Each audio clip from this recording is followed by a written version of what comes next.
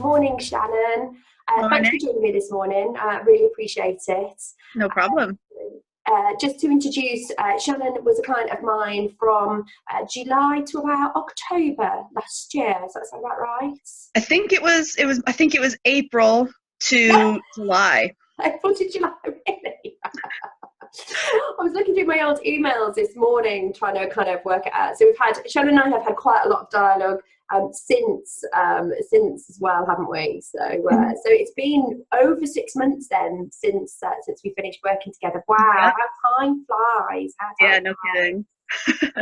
So Shannon's very kindly agreed to do an interview today because I thought it would be useful to try and sort of get a point of view from the client's point of view. Now, she's done quite a lot of videos, so you might well have seen her story and watched some of the videos online. And if you haven't, do have a look because they're very good. But I thought this is quite a nice time, sort of 8 months after you finish the process, to kind of check in really and see how, now you've got a bit of distance between it, how you felt the process went, and also, if there's been any kind of changes since we spoke. So I think the first question really is if you could maybe explain to people why you were looking for a nutritionist, and maybe why you chose me over others, if there was any reasoning for that. I was looking to. I felt tired all the time, and I never felt like full. So there was two things that I was always like. There was a joke, like a running joke in my family, that Shannon's never full, and she'll always have a third plate, and she'll always have second dessert and stuff like that. And then half an hour later, I'm eating again. And so I was like, why am I coming home from work and I'm eating 2 bags of crisps? Something is not adding up here. And I thought I knew enough about what I should eat, protein, carbs, and fats, stuff like that. And it wasn't adding up, and I was tired, and I was putting on weight, and I was like, somebody needs to help me sort this out. And I heard about your services through my partner, and I liked that it was no diet, it wasn't a diet. It's not a diet. It's like a lifestyle change. And so knowing that I wasn't going to be constricted as to what I could eat and what I couldn't eat, I thought that's right up my alley, because I love all food except for baked beans and licorice. Pretty much I'll eat anything else. So I thought, if I'm not going to be told what I can and can't eat, then surely this has to be the way for me to go, because I don't want to be constricted. So no, and I think that was quite clear from the onset. And I think, for me, it was really interesting because if you kind of looked at your diet objectively, you looked like you ate really well. I mean, I loved working with Shannon because you cook every night, and you do love food. You genuinely love food. So it was really great. Every time I said, how about trying this food, or how about trying this recipe, you were like, yeah, why not? I'll give it a go. So it's brilliant for me, guiding you. But yeah, kind of initially when you first looked at your food, when I chatted with you about what food you do, which is what I always do, at the start of the process, I was thinking, well, you sounded like you got it nailed. You had a really good healthy breakfast. You had lots of vegetables. You kind of took a packed lunch. You cooked from fresh every day. And I'm thinking, well, there's something's not adding up. mm-hmm. And I think it's really important to know that although you didn't want to lose weight, you were quite worried about putting weight on. Yeah, that was always a factor. And although you were snacking quite a lot, which was an issue that you knew that wasn't good for you, and so that you were worried about that causing weight, you were hungry, weren't you? There was, yeah, you were hungry.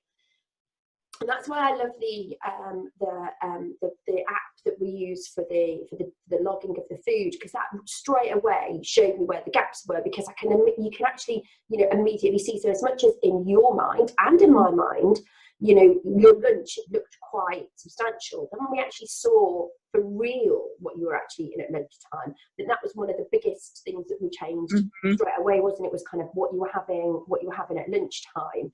Yeah. So how did you find, because I know a lot of clients find the app a little bit difficult and kind of time consuming, shall we say. So how did you get on with it? Because you cook a lot as well, so it meant that you had to do quite a lot of adding individual ingredients or making your own recipes. So how did you get on with that? Yeah, at first everybody's busy all the time in this day and age. And so at first it definitely felt like this is another thing I have to remember to do.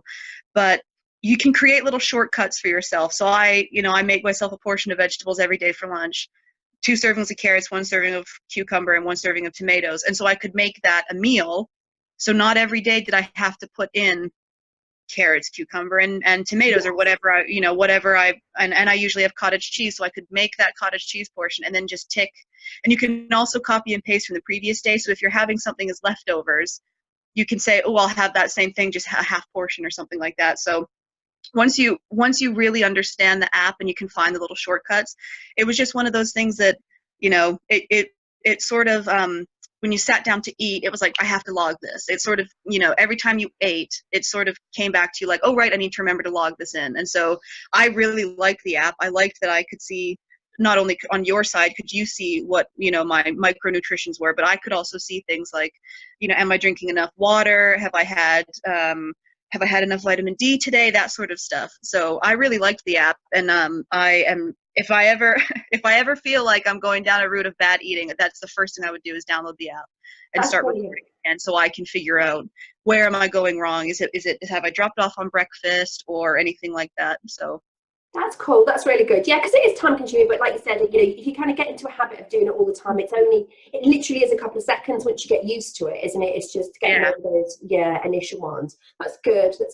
So what would you say was the most difficult part of the process? Was there anything that you found particularly, challenging, shall we say? I think the most challenging thing is changing your mindset about food. That's what I really struggled with, because I didn't think of food as fuel.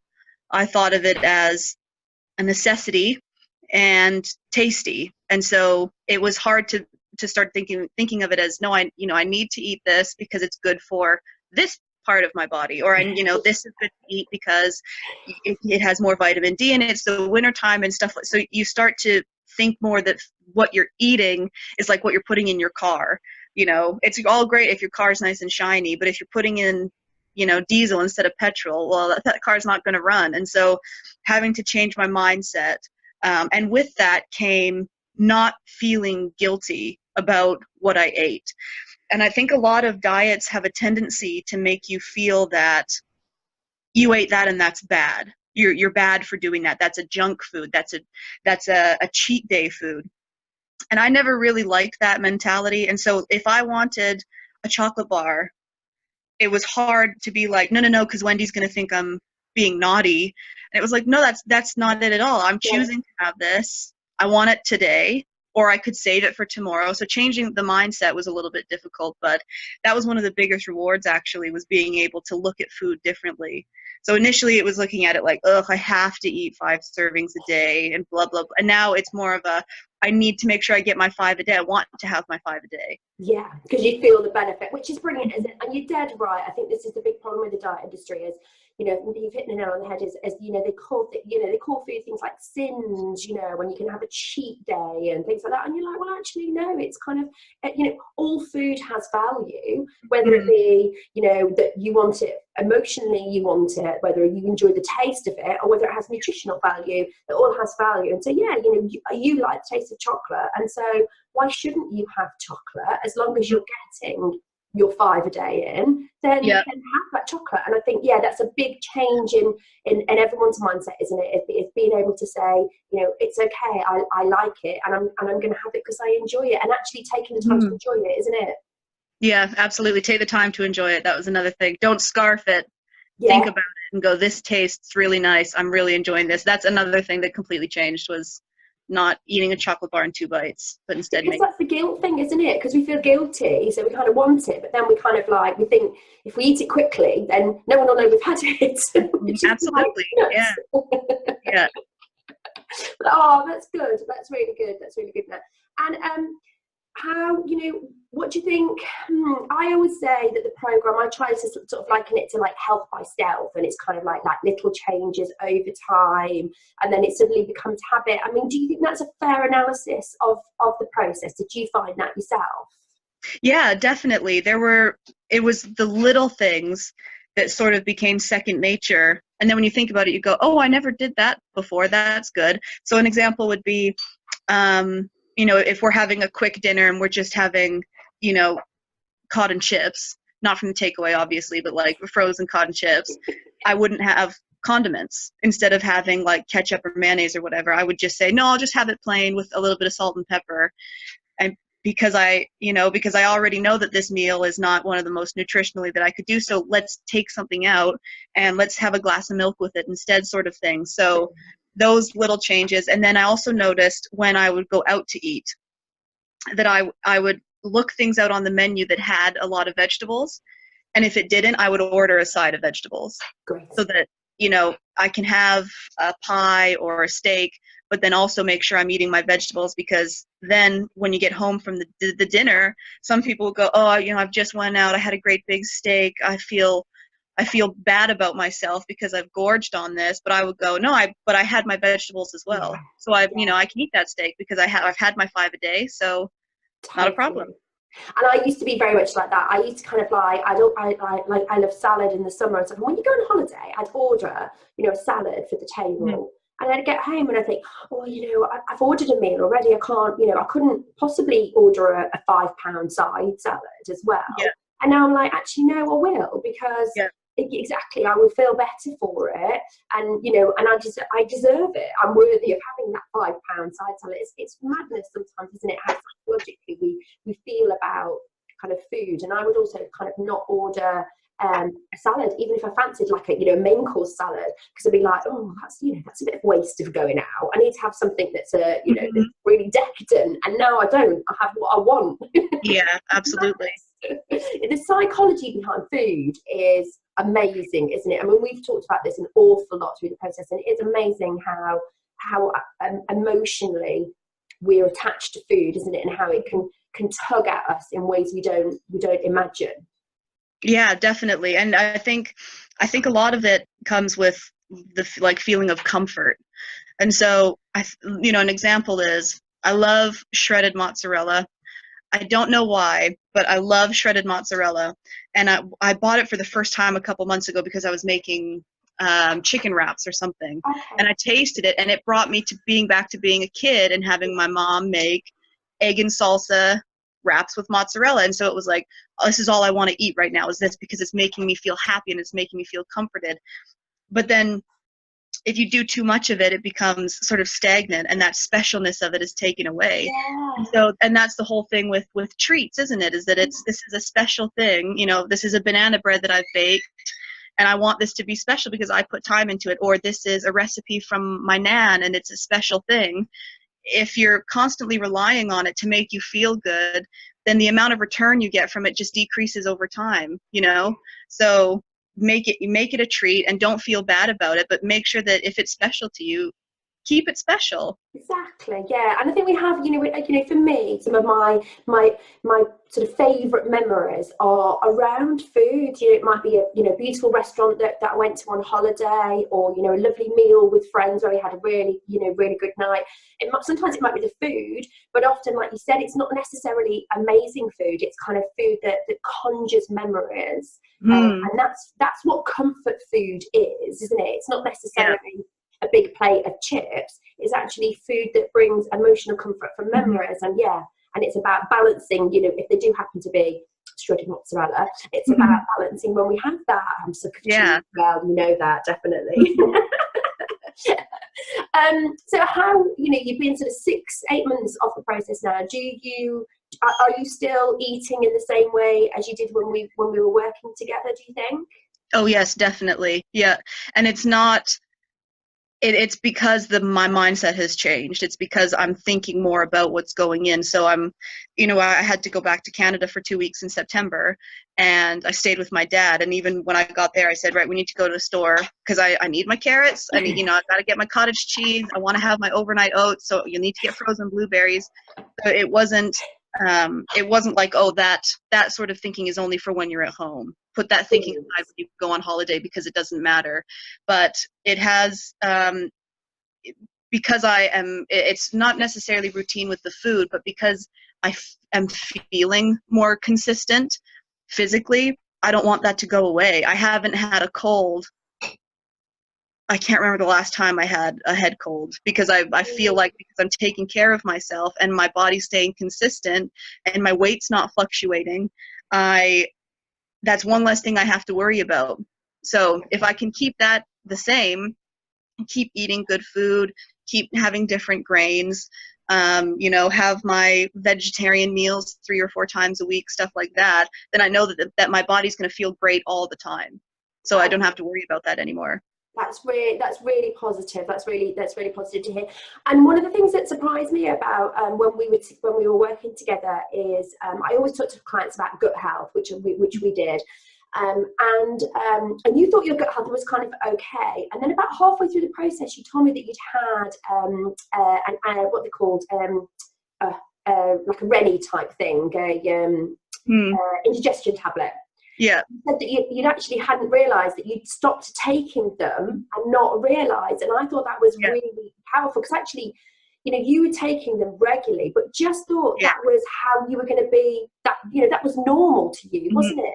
Yeah, absolutely. I was taking, they call them Tums back home. Okay. And my dad would always get like the 300 pack from Costco because I was having them so often, because I had indigestion all the time, and I was not connecting that the amount that I was eating and the richness that I was eating was connected to me having a stomach ache all the time. And I would almost use it like a placebo sometimes. Like if I had a stomach ache, it'd be like, oh, just have a Tums. Yeah. Because they also, in Canada, they also sell them as a source of calcium. Okay. So, yeah, and so I know, right? And so, so it would sort of be like, well, it's okay that I have indigestion because at least I'm getting a little bit more calcium. But it was, yeah, it's crazy. Like I used to have, I would come back from Canada and I would have a zipper bag full of them because I prefer the ones back home than the ones you can get here. Right. And they would be in my work bag. If we went anywhere and my partner took her purse, I'd put them in her purse just in case I needed them. And I can't remember the last time I had one. Truthfully, it has to have been before Christmas for sure. And that was, last year. So, and that's a really good change, is that I'm finding that, I don't need antacids. I don't need Imodium or anything like that. It's just my gut health is so much better. And one of the things that really surprised me actually was when I reintroduced something a little bit richer, how much that really did give me a stomach ache. Like I had a takeaway with some friends and I felt awful afterwards. And we've had that same takeaway before, but I think it was because I was eating things that were, a little bit more clean. Yeah. That when I introduced that, I mean, there's nothing wrong with having a takeaway, but we haven't had one since then. And that would have been in about, oh gosh, April or May. Wow. Because it just made me feel, I didn't feel very good. So now instead what we do is, last night we went over to their place and I cooked the chili. So I had a beef and vegetable chili and we brought that over with some garlic bread and salad and some rice. So instead of having a takeaway, we're still having a quick, cheap, easy dinner. All we have to do is reheat it when we got there, and we're still getting to spend good time with our friends, but I'm not putting myself through like physical pain to enjoy something that I just don't want to enjoy anymore. That's brilliant. And I think it's really important that, that part of the process is to like reconnect with your body and understand how different foods make you feel, whether that's, and then making those decisions. Your decision may well have been to say, well, you know what, I'm going to have that anyway, but I know how I'm going to feel, and I'll make sure I eat really well before and really well after. Or actually, which is what you've done, is saying, actually it's not worth it. I don't enjoy it enough. That's how it makes me feel. And as long as we know, and I think that's really key, isn't it? Is knowing that, whereas before you couldn't pinpoint what was making you feel kind of, giving you indigestion, because you had it so regularly. And then when you cut, like you said, when you eat cleaner, then reintroducing things or having, something unusual, then when it makes you feel ill, you kind of go, actually, you know what, I don't like that enough to have that dodgy feeling. So that's really powerful. That's really powerful. This has been a great insight. I should actually say, because we're kind of different, Shannon is originally from Canada, but has been living in the UK for quite a few years now, isn't it? It's coming up 4 years. 4 years, yeah. So I probably should have made that clear at the onset. So she goes home to Canada, and there was a few things that when we were doing the process that she was like, oh, I used to have that at home. So that was quite good that we found some things that you quite liked from home. And there's particular comfort foods that you like from home? I know there's a chocolate bar that you really enjoy that you get people to send over to you and stuff, isn't there? And I think that's great that there are, you know, those wonderful food memories that you still get to bring over. And so we talked about what was challenge on the process. What would you say was the biggest takeaway or the best thing about that you've learned in the process? Oh gosh, there's so many. Oh, that's good. Let's see if I can sum it up in a sentence. I learned that, like I've said, what I put into my body is so important, and I shouldn't feel bad about what I put into my body because I know now that I've got the knowledge to make sure that I'm eating a balanced diet, and I can make decisions now on the fly whether or not this is a good thing to eat or a bad thing to eat.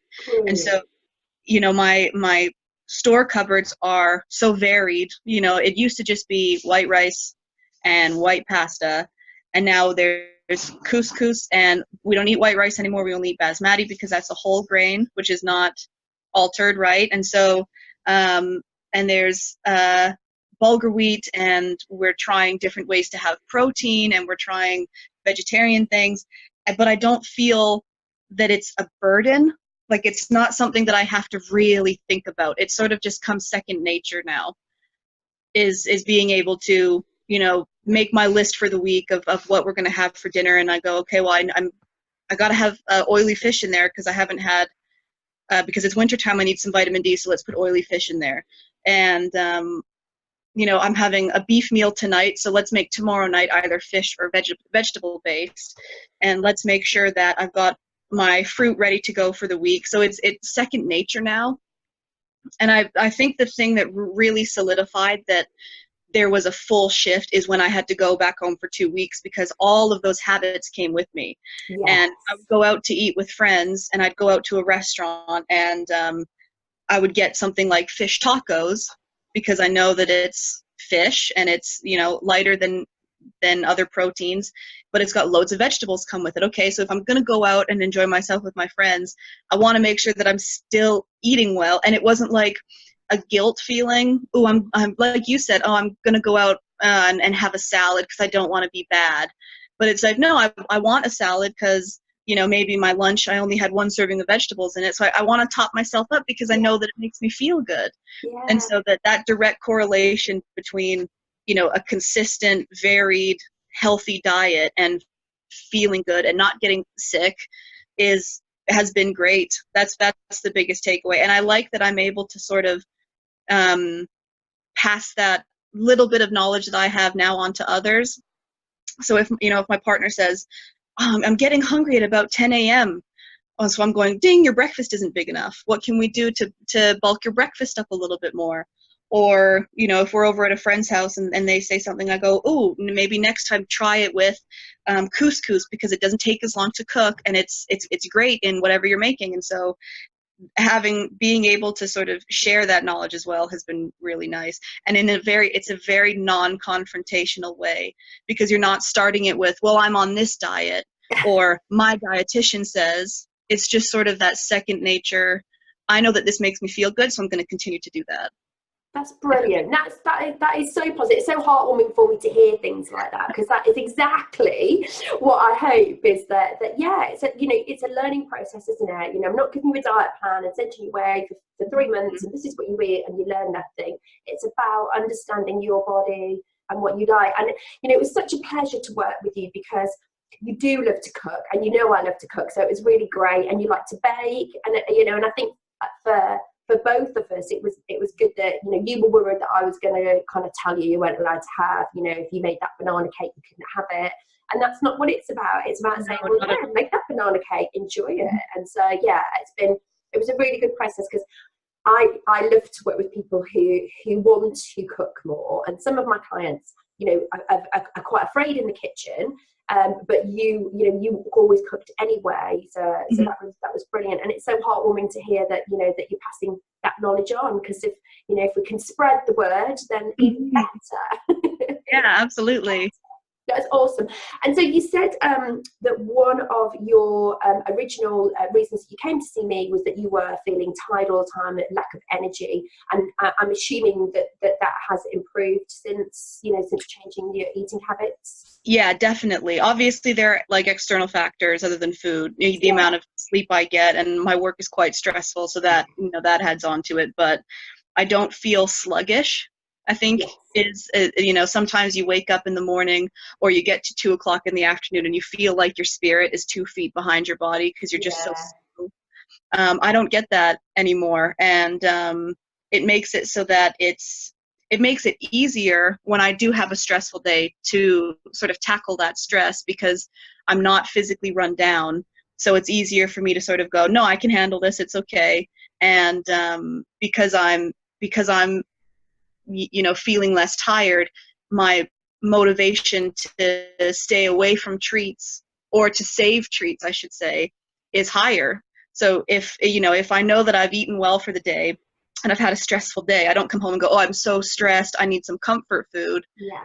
It's sort of like, oh, that was a stressful day, let's get started on dinner because I'm hungry now. So instead of it immediately getting that gratification from crisps or chocolate, it's no, if I'm hungry now, let's cook now, so that I can get some gratification from eating something tasty, but I know that it's good for me.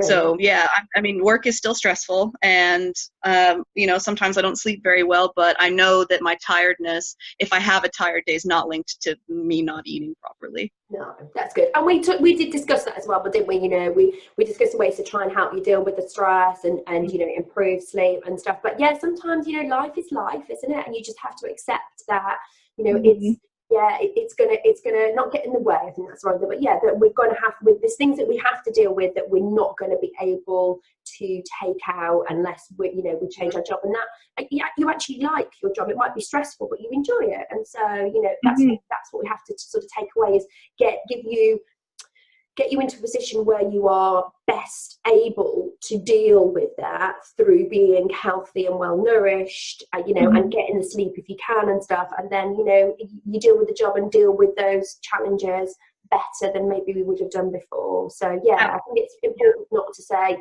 that, that a healthy diet is going to solve every problem. It's not, is it? Life is still life, but it gets you in a better place, doesn't it? Yes, absolutely. Yep. Brilliant. And so thank you so much for today. I'm going to wrap it up a bit now. I really appreciate your time. I just wanted to ask you, is there anything you'd like to add, any kind of, sort of any takeaway that you would give anyone who was watching this, who was thinking, and I don't necessarily mean thinking of starting the process with me, I'm very much clear that I'm not the right nutritionist for everybody. But I do think that, anyone who's feeling a bit could do with help. From in one shape or form, and it's very personal, and we formed quite a close bond during the process, and I think it's really important that that you choose the right person for you, don't you? So that was really key, and that's why I always kind of have an introductory sort of call with it. And to be honest with you, no client ever leaves me. Don't let them. So is there anything you would add, any kind of tips that you would say to someone if they were thinking about starting on the process, like I said, either with me or with someone else, any kind of advice you would give them? Don't diet. Sorry. That's the main thing, I think, is don't, if you find a restrictive diet that works for you, then that's fine, but that's not the only option out there. Yeah. I know people who are they choose to be gluten-free, not because of health reasons, but I think that's the keto diet, is gluten-free and high fat, and it works for them. And I know people who are vegan and stuff like that, but being able to eat well does not have to fall into a specific marketed category. And it could just be as easy as eat a bigger breakfast and add some stuff to your lunch, but it's important to have somebody that can give you the tools to make those decisions. So I would say, just instead of going for a diet that your friend's gone on that's worked for them, do some self-exploration and figure out, what are my goals, and go from there and try to figure out if, is keto going to work for you, or is keto not going to work for you? Is being a vegan going to work for you, or are you going to struggle not having dairy products? Those sort of things. And I think that one of the nice things is, with you especially, is that if I wanted to come to you and say, can I go fully vegan this week, and can you help me go vegan this week, you would not say no. You wouldn't say, no, I'm not about a vegan diet or a keto diet. I'm about only this. It's a case of, yeah, of course we can give that a try. Let's see if we can find some recipes that work. And so if you restrict yourself, that goes back to the whole guilt feeling of, I can't have this and I'll get in trouble if I have that. Whereas if you sort of ditch the diet and just think, I want to eat better, how can I eat better? That's the place you should start, I think. That's very wise advice, very wise advice. I think, yeah, you're right. At the end of the day, keto, kind of like reducing carbs with keto, it does work for some people. I couldn't do it. I'd find it too restrictive. And vegan diets, a lot of people have amazingly healthy vegan diets. So yeah, I think that's really wise advice, is find what works for you. And that's kind of what I think, that's what the job of a nutritionist is to find what works for the client, exactly like you said, not say this is the diet plan that I do, is to find what works for them. So yeah, that's a great note to finish on. Thank you. Yeah, brilliant advice. Thank you. And thanks again for your time today. It was lovely to speak to you again. I'm sure I'll catch up with you in the next couple of weeks anyway, but enjoy. Not a problem. It's my pleasure. Having a lovely pot roast for her dinner, and I'm jealous already. So it smells delicious. So very jealous, very jealous. Enjoy the rest of your day. Thanks, Shannon. Bye. Cheers.